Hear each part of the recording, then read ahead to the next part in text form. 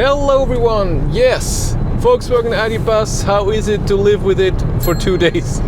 I know it's not very long, but I had it for 2 days. I drove to work once, I picked it up at the dealer and I brought it back.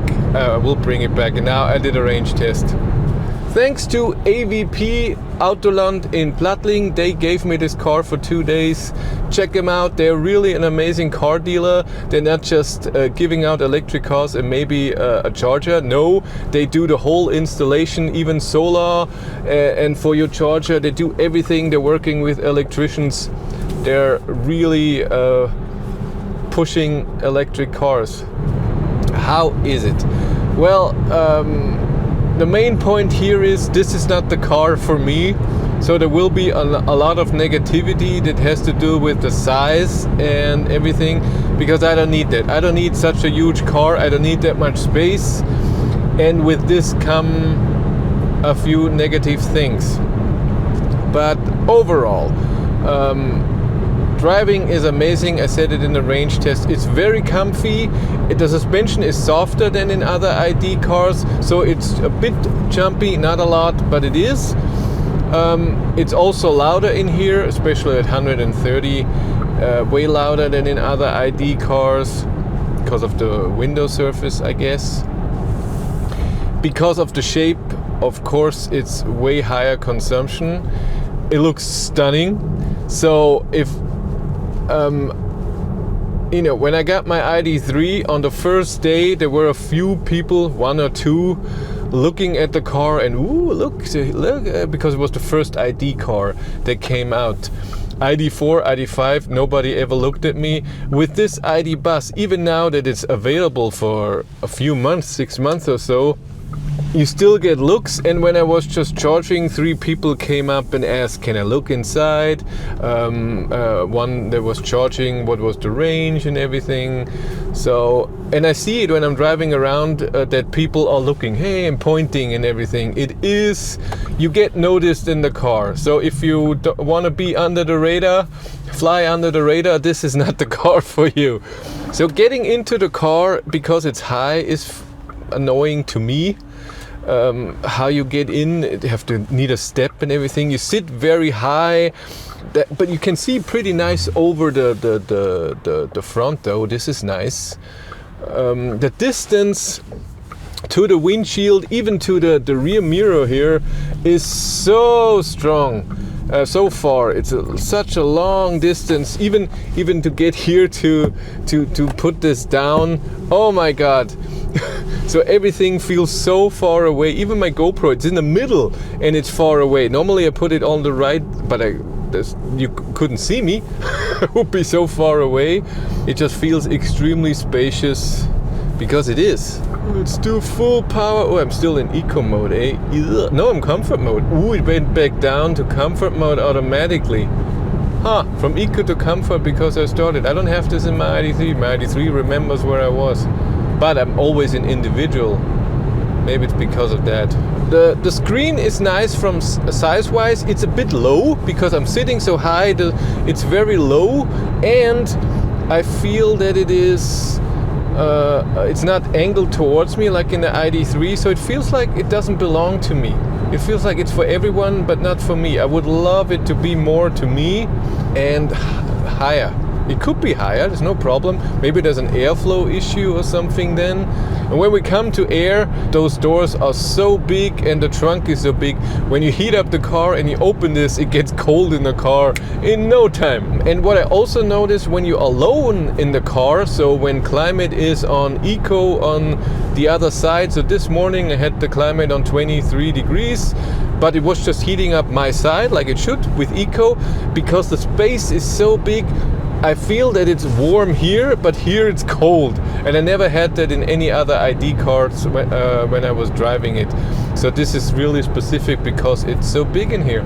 I noticed that the seat heater is more powerful than in my ID3, but maybe that's because it's a new generation, so maybe ID3 has that now too. Or it could be the seats, what material is on there and lets the heat go through better. But I noticed it's way warmer, as Cindy said that too. By the way, I tried for Cindy to drive the car, but she said, nah, not this weekend, I'm busy. So no, sadly, maybe if I ever get a press car, hey Volkswagen Nutzfahrzeuge, give me a press car, come on, we're back, sorry, we've got separated. There was a traffic jam because of an accident and I had to brake just a bit and the camera fell over, like in a Model S Plaid video. But it was different. This is attached and the Model S Plaid was just standing there. Yeah, another thing that I noticed, so when you don't take a long trip, when you just go to work or even just a few kilometers and you have to get out of the car, the seating position is not amazing because the door, when you put your elbow on it, is a bit too high. It's okay and a bit far, so the extra seat, extra armrest here is amazing. But if you have to get out of the car, you have to put that armrest away because it's in the way to get out. So on short trips, you don't put this up, down and up all the time. But preheating the car in the morning, getting into the car and then driving to work, it was fine. For Cindy, of course, she's 150 centimeters, a bit over 5 feet. Getting out in of the car or opening the door, closing the door when the door is far away because she's so short, that was a problem. So she wouldn't like this car, and she can barely, even in the lowest position, she can barely reach the floor with her feet. I don't even know if she could sit if the seat goes up all the way that she can see, but I think so because I can see very far down, so I can think even in a lower position it should be fine. The steering wheel, by the way, is different than in my ID3. It's not that it's now vegan leather, so plastic. It's that it's now a bit rough. And my ID3, the steering wheel is very smooth, the surface. But it's just something you have to get used to. You have more grip here, of course, but it's just different. And I noticed, by the way, driving to work and home, I take around the same percentage of the battery, but of course my ID3 has a smaller battery, 58 and to 77 kilowatt hours. So range-wise, ID3 and ID Bus, ID3 with the middle battery, is pretty much the same. But you have to think, you can get the ID3 with the same battery that is in here.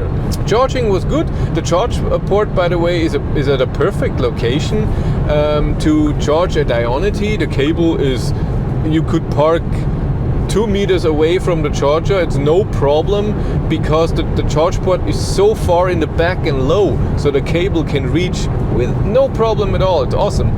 If you want to support the channel, I have a Patreon link, I have YouTube channel membership. Those people always get the news first, and if there's something happening, and they get the videos first as well. I also have a PayPal link. I would really appreciate it. And what is really amazing is the view outside here in the front. You can see very well everywhere. Like I said, over the hood you can see so well, and in the rear too. So when you reverse with the car, you have your backup camera, you have your 360-degree cameras, and then when you look back, you can see the best in all ID cars. You can see so far, and you can see everything. That is really nice. Yeah, one thing I forgot, of course, as always, is the turning circle. For such a huge car, the turning circle is very close to my ID3 because it's just rear-wheel drive. And then, so going into somewhere, turning around, even though it's a huge car, is simple and easy. Going in a parking lot or whatever, driving around somewhere, turning around, no problem at all. But of course, power is not a lot. I mean, it's the same motor than in my ID3, but a big car that's heavy and has a lot of drag against the wind, and you notice that. And that's it for me. Thank you very much for watching. Have a great day and take care. Bye.